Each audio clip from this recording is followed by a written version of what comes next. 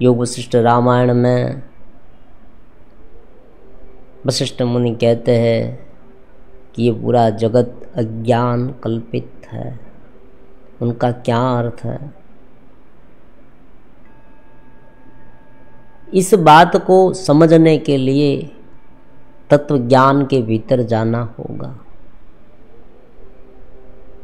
और तत्व ज्ञान में ऐसी क्षमता है, आप समझे, कि व्यक्ति को सहज रूप से ध्यनस्थ करता है। तत्व ज्ञान में ऐसी क्षमता है कि जो सूक्ष्म से सूक्ष्म बात हो उन्हें स्पष्ट करता है। आमतौर पर आप देखें, जब कोई भी व्यक्ति ध्यान करने बैठता है,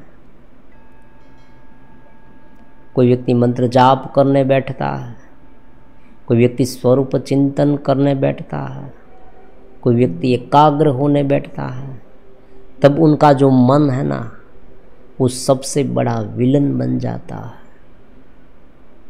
मन इतना वैवरिंग है। मन के बारे में तो बहुत सारे वीडियो हमने इस चैनल में बनाए हैं और बार बार बनाते रहेंगे, क्योंकि यही तो है अंतराल। हमारे शरीर में एक मन ही ऐसा है, समझे, कि जो सब कुछ कर रहा है। आप कहेंगे अहंकार है ये सब कुछ कर रहा है। हाँ, ये बात है, लेकिन अहंकार मन के माध्यम से करा रहा है। तो हमें यही लगता है कि मन सब कुछ कर रहा है। जब हम शांत बैठने की कोशिश करेंगे, देखो, कोई, आप जरा कल्पना करें, आप एक जगह पर बैठे और शांति से बैठे, कुछ भी ना सोचें, तो क्या होता है? बहुत दिक्कत होगी। कोई व्यक्ति 5 मिनट तक बैठे, मान लीजिए, तो विचार, सोच इतनी उभर कर आएगी, और इस सोच में कभी कभी कोई महत्वपूर्ण सोच नहीं होती, कभी कभी तो इधर उधर की है, केवल हमारे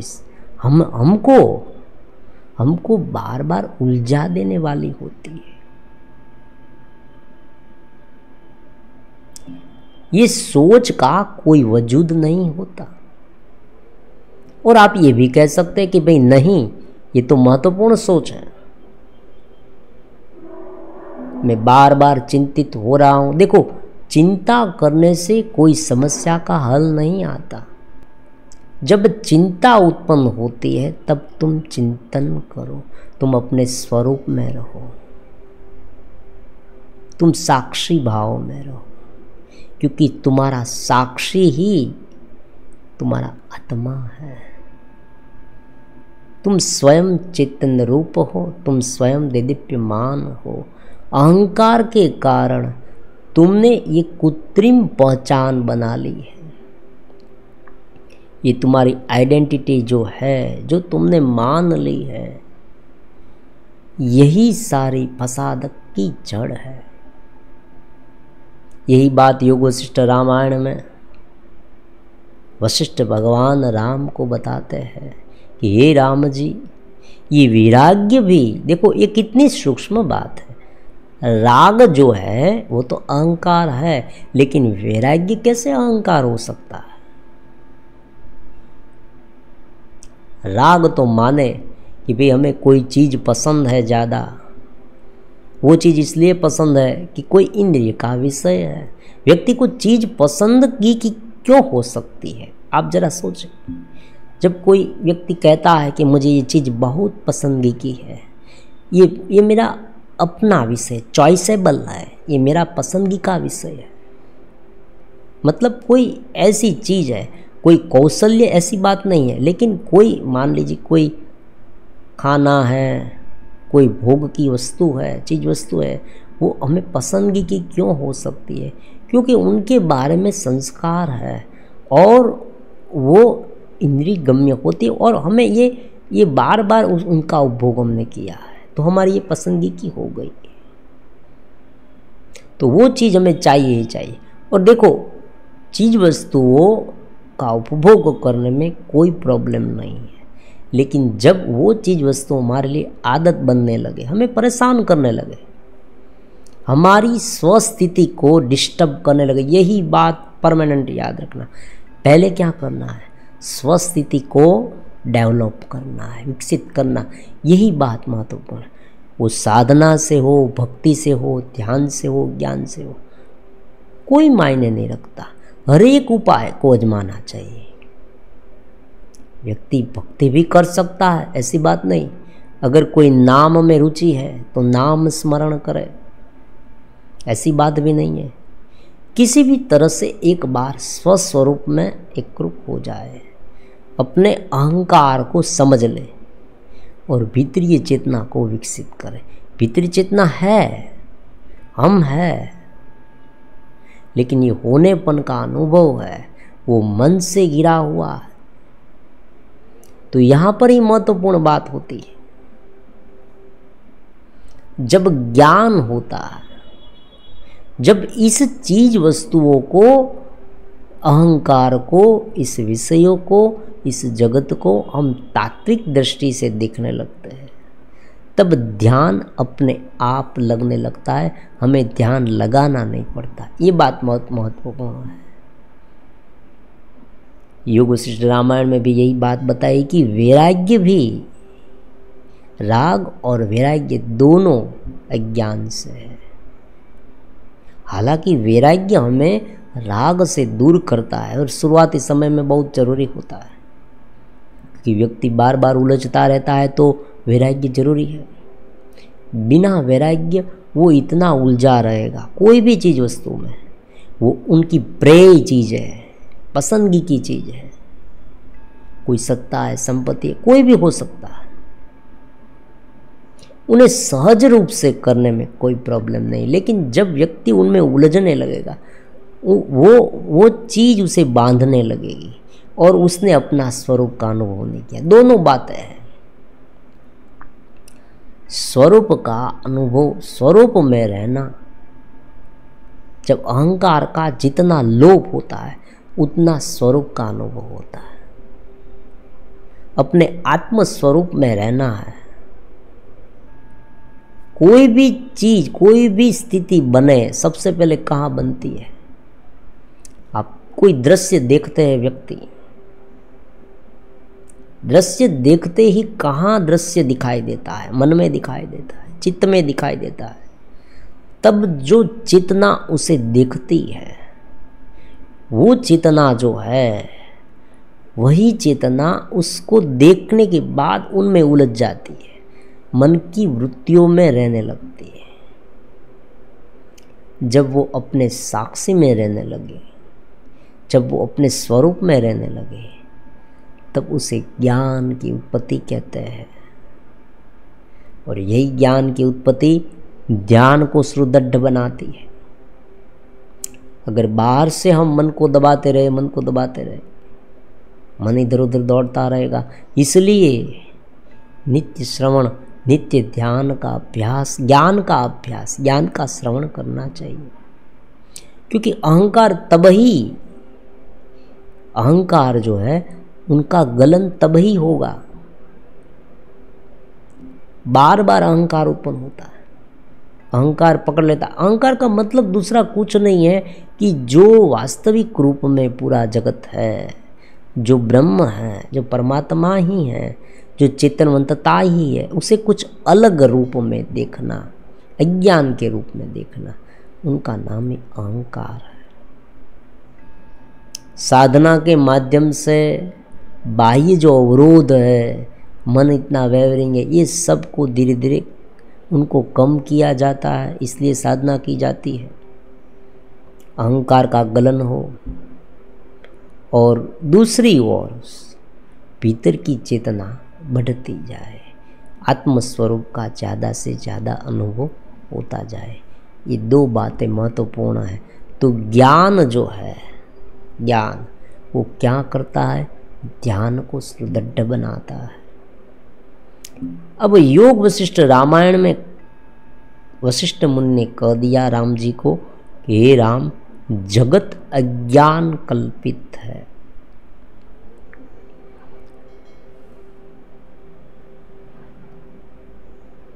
अब कोई व्यक्ति ये बात बताएगा कि जगत अज्ञान कल्पित है, तो हो सकता है हम गुस्से हो जाएं।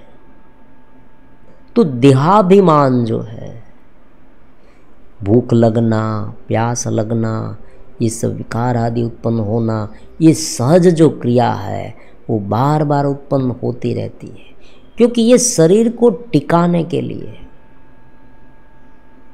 ये जो अहंकार क्यों दिया गया है, प्रत्येक जीव को दिया गया है, केवल हमें नहीं, प्रत्येक जीव को। प्रत्येक जीव में यह अहंकार होता है जो सहज रूप से शरीर को टिकाने वाला होता है। उसे अभिनिवेश भी कहेंगे हम, राग द्वेष अभिनिवेश।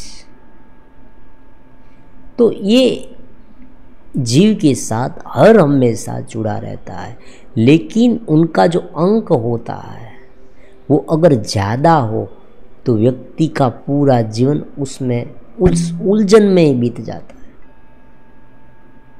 जो शक्ति का स्रोत है वो क्या है? उनका आत्मा है, परमात्मा है। उस परमात्मा और आत्मा की शक्ति उसे तब तक नहीं मिलती जब तक वो इस अहंकार के घेरे में ही गिरा रहता है, नाम और रूप में गिरा रहता है। इसलिए बार बार कहा गया है कि जगत को अज्ञान कल्पित मानो, और वास्तविक रूप में तो यह ज्ञान कल्पित है ही। और कैसे है? ये भी है क्योंकि एक जगत अलग अलग व्यक्ति को अलग अलग दिखाई दे रहा है। हम अगर कल्पना करें तो हमें पता चलेगा कि ये जगत भले हमें एक जैसा लगता हो, लेकिन हर एक व्यक्ति को ये अलग लगता है। छोटी सी चींटी है, उसे जगत कैसा दिखता होगा? उसे तो एक चीनी का टुकड़ा बड़ा पहाड़ जैसा दिखता होगा। हमें ये जगत कैसा दिख रहा है देखो। कोई व्यक्ति को विकार पसंद है तो उसको ये जगत विकार ही लगेगा। तो जैसी जिनकी सोच है वैसा उन्हें जगत लगेगा। तो जगत का वास्तविक रूप क्या है वो कोई बता नहीं सकता। जैसा अज्ञान कल्पित है, उनका मतलब ये हुआ कि जगत मन में उत्पन्न होता है। मान लीजिए कोई व्यक्ति पैरालाइज हो जाए, उसे जगत दिखेगा ही नहीं। और हर एक व्यक्ति को ये अनुभव होता है। आप देखें, जब व्यक्ति नींद में होता है, हर एक व्यक्ति को ये अनुभव होता है, जगत नहीं दिखता, जगत का अनुभव नहीं होता। तो ये एक अलग अलग अवस्थाएं हैं हमारी आत्मा की, चेतना की। ये अलग अलग अवस्था है। जागृत अवस्था होती है, सूक्ष्म अवस्था होती है, सुषुप्ति होती है, तुर्य होती है। ये अलग अलग उनकी अवस्थाएं हैं। ये ज्ञान जो है ना, वो ज्ञान सब कुछ हमारे सामने है। उपनिषदों में, योग सूत्र में, वेदांत के ग्रंथों में, भगवत गीता में, पुराणों में भी कुछ कथाओं के माध्यम से ये सभी प्रकार का ज्ञान हमारे सामने प्रस्तुत किया गया है। लेकिन प्रॉब्लम क्या है?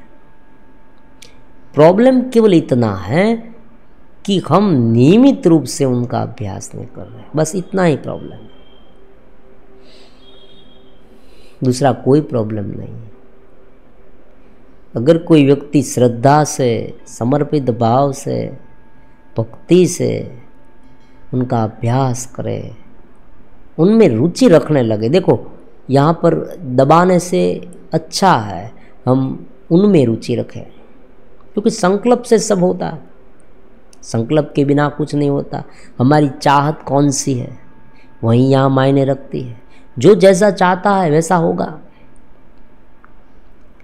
एक उदाहरण के रूप में हम देखते हैं, कोई जगह पर ट्रेन ठहरी, वहाँ पैसेंजर सब उतरे। अब कहा गया कि ये जो ट्रेन है वो 3 दिन के बाद चलने वाली है। और ये भी कहा गया कि यहाँ ये सब है, अलग अलग प्रकार के विषय की सूची दे गई। यहाँ फिल्म है, यहाँ नर्तकी है, यहाँ खाना है, यहाँ ऐसे ऐसे घूमना फिरना है। और कहीं पर यह भी बताया गया कि यहाँ पर ज्ञान के साधन भी उपलब्ध है, अब व्यक्ति क्या करेगा? व्यक्ति को जो रुचि है वो करेगा। व्यक्ति क्या चाहता है वो बहुत मायने रखता है।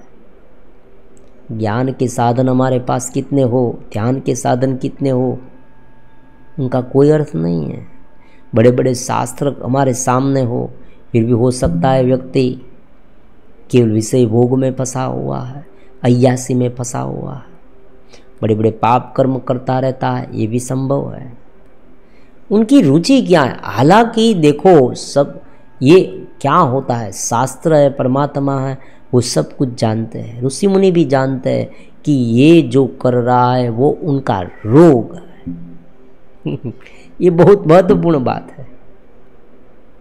एक सन्यासी को एक बार एक साधक ने पूछा कि जगत में इतना हो रहा है, ये सब पाप कर्म हो रहे हैं, तो फिर भगवान जो है वो उनको तत्काल दंड क्यों नहीं देते? तत्काल दंड परमात्मा उसे क्यों नहीं देते? कोई पाप कर्म करे और उनको दंड मिलना चाहिए तुरंत, लेकिन क्यों नहीं मिलता? तब वो सन्यासी, वो गुरु बताते हैं कि भगवान इन सब को दोषी नहीं, अज्ञानी समझते हैं। वो इतनी सूक्ष्म बात है। देखो, यहाँ पर हो सकता है, कुछ भी हो सकता है, होना पर तो कुछ भी हो सकता है। यहाँ पर परमात्मा पूरा जगत भक्त के लिए उत्पन्न कर देता है, हो सकता है। हम जहाँ पर है, हमें ये लगता है कि ये सब हो रहा है, वो हमें दुखी करने के लिए हो रहा है, लेकिन ये भी हो सकता है कि परमात्मा हमें ऊपर उठाना चाहते हो। और ऐसा हुआ है, बहुत बार ऐसा हुआ है। मुझे ये बहुत अनुभव हुए हैं। मुझे शारीरिक कष्ट ज़्यादा है, समझे, शारीरिक कष्ट मुझे ज़्यादा है, फिर भी भीतरी आनंद इतना है। आत्मिक आनंद से मैं लथबथ रहता हूँ। शारीरिक रूप में मेरे पैर काम नहीं कर रहे, लेकिन उनका दुख और दर्द मुझे नहीं होता। इनसे बड़ी साबिती क्या हो सकती है? प्रूफ क्या हो सकता है? शारीरिक लेवल पर उपाधि हो, फिर भी हम भीतर से आत्मरता रह सकते हैं।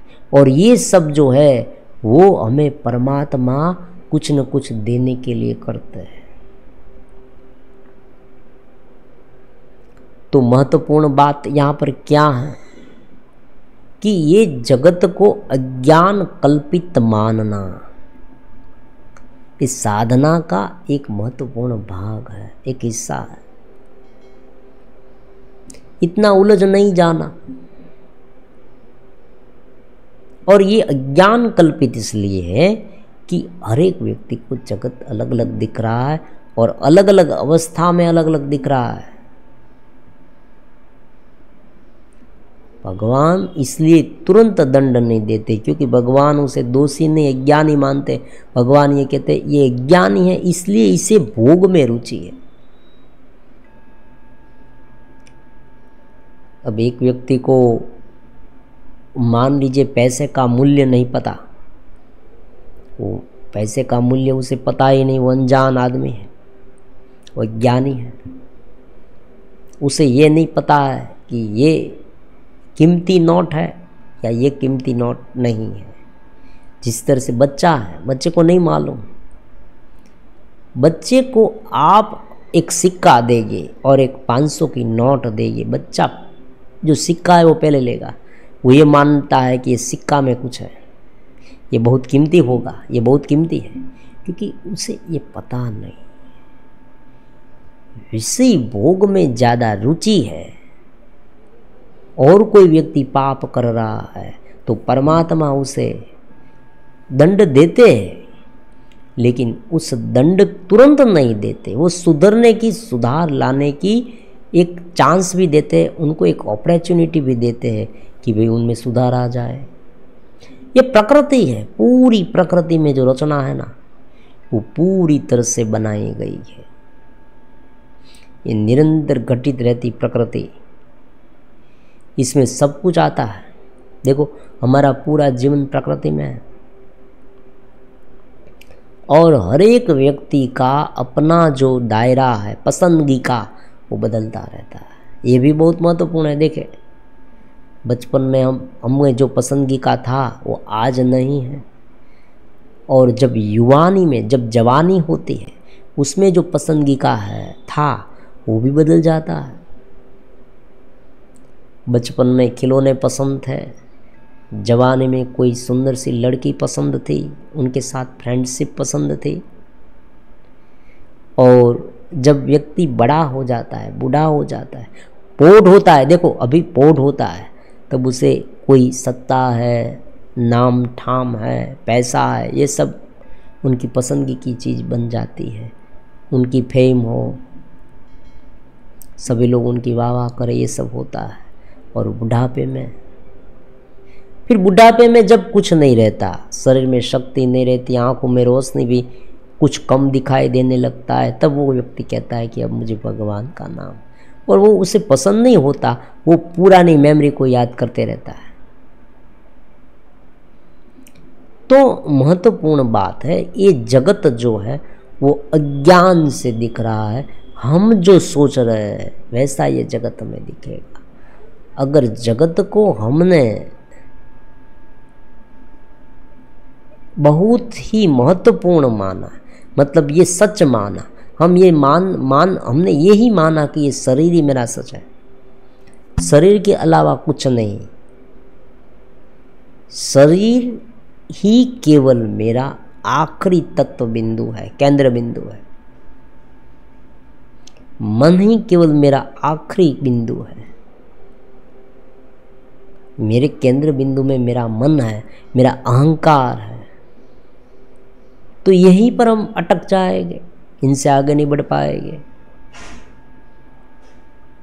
वैराग्य भी इसलिए आता है क्योंकि भय लगा, जो हमें प्राप्य में जो मिला वो एकाएक टूट गया, छूट गया, जो हम भुगत रहे वो सडनली चला गया, एक ही झटके में चला गया, और हमें ये लगने लगा कि ये चीज़ चली गई, ये तो बहुत ही मेरे लिए मायने रखती थी, ये चला गया, अब तो मैं क्या करूं। और इस तरह से अगर मेरी पसंदगी की चीज़ सब चली जाए तो इस जगत का क्या अर्थ है। उन लेवल में उस विचार के आधार पर वैराग्य आया। तो ये वैराग्य जो है वो ज्ञान कल्पित होता है, लेकिन उस वैराग्य के माध्यम से अगर ज्ञान प्रकट हुआ कि भाई हाँ ये झूठ है, तो सत्य चीज क्या है। और दूसरी एक सूक्ष्म भाषा में कहे तो जब राग के, जब चीज वस्तुएं ज़्यादा मिले तब वैराग्य आता है। ये बहुत बड़ी उपलब्धि होती है। और उसे एक भक्त की व्याख्या में कहे, भक्त की भाषा में कहे तो जब दुख में जो हरि का स्मरण करे, लेकिन अगर कोई व्यक्ति सुख में उनका स्मरण करे तो उसे तुरंत हरि मिलते हैं। दुख में तो सब कोई हरि का स्मरण करता है, लेकिन अगर कोई सुख में उनका स्मरण करता है तो उसे परमात्मा की अनुभूति तुरंत हो जाती है। क्योंकि सुख में स्मरण करता है तब क्या होता है, तब उनका अहंकार टूटता है। अहंकार छूटता है, टूटता नहीं है। अहंकार छूटना और टूटना दोनों अलग बात है। जब अहंकार टूटता है ना तब ज़्यादा बलवत्तर होकर वो हमें पकड़ लेता है। जब अज्ञान टूटता है, जब हमारे केंद्र में जो चीज़ वस्तुएं हैं वो चीज़ वस्तुएं सडनली हमसे दूर हो जाए, तब हमारा अहंकार जो है, हमारा ज्ञान है, जो हमारी रुचि है, वो कोई दूसरी चीज़ को पकड़ने के लिए लालायित हो जाती है। और यही होता है। हम एक चीज़ को भूलते हैं और दूसरी चीज़ को पकड़ लेते हैं, और ये जो हमारी चेन है वो लंबे समय तक चलती है, और यही चेन को भवाटवी कहा गया है। तो महत्वपूर्ण क्या है? स्वरूप की अनुभूति, जो स्वरूप जो आत्मरता है, आत्मा की अनुभूति के लिए इस जगत को अज्ञान कल्पित मनोमय जानना। जो जिसने इस जगत को मनोमय जान लिया वो इस जगत में ऐसे रहेगा, जगत में तो रहेगा, क्योंकि जब तक जीवन है समझे तब तक पूर्ण रूप से अज्ञान जो अहंकार है उनका लोप होना संभव नहीं। भूख लगेगी, प्यास लगेगी, योग में उनका अनुसंधान है निर्विकल्प, और निर्विकल्प में भी अगर वापस आए तो फिर से जो थोड़ा बहुत है वो होता रहेगा, लेकिन व्यक्ति ऊपर ही ऊपर रहेगा। साधना करते करते, ध्यान करते करते ज्ञान की दशा में निर्विकल्प होना बहुत महत्वपूर्ण है। वो कैसे है उनके बारे में भी वीडियो बनाएंगे कि ज्ञान की दशा में निर्विकल्प कैसे होना है,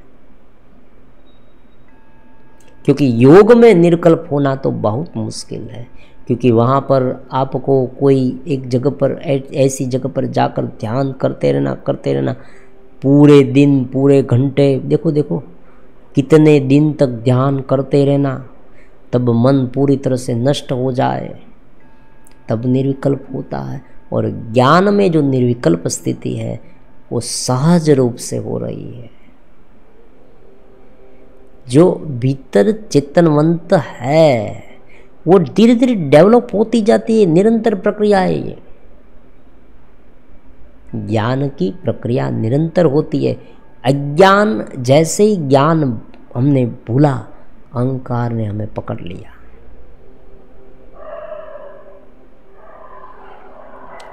जिस तरह से रस्सी पर कोई व्यक्ति चल रहा है, उन्हें निरंतर संतुलन बनाए रखना पड़ता है। जैसे ही उनका संतुलन गया वो गिर गया। आदत बन जाए, जब एक प्रकार से एक हद होती है, हर एक चीज की हद होती है, नीचे उतरने की भी हद है, ऊपर उठने की भी हद है। एक हद से अगर व्यक्ति नीचे उतर गया उसे सुधार करना बहुत मुश्किल है। फिर वो अज्ञान उनकी फिलॉसफी बन जाती है। उस व्यक्ति को अगर आप ज्ञान देने जाओगे तो वो व्यक्ति खींच लेगा, सामने से ऐसा ज्ञान देगा, वो उसने अज्ञान को ज्ञान बना दिया।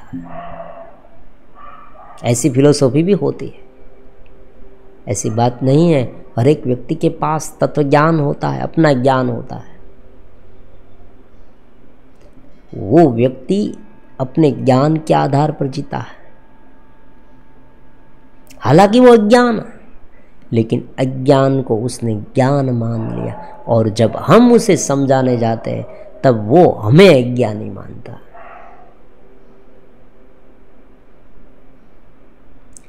उस समय शास्त्र को देखो, ज्ञान और अज्ञान का इस तरह से आपस में झगड़ा हो जाए, क्या सही है क्या गलत है, तब उस ऋषि मुनियों को, उस महापुरुषों को हमें एक आधार के रूप में देखना होगा। कभी बहुत बार ऐसा होता है,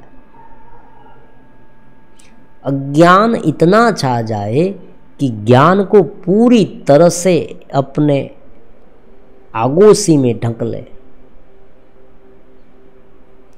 फिर पता ही नहीं चलता कि ज्ञान कैसा होता है। मान लीजिए कोई व्यक्ति जन्म से अंधा है, तो उसे सूरज की रोशनी कभी देखे ही नहीं है, तो उसे पता कैसे चलेगा कि सूरज की रोशनी ऐसी होती है? वो कल्पना करेगा, कोई व्यक्ति उसे बताएगा कि इस तरह की रोशनी होती है, उस तरह की रोशनी होती है, ये होती है, वो होती है, ये होती है, वो होती है।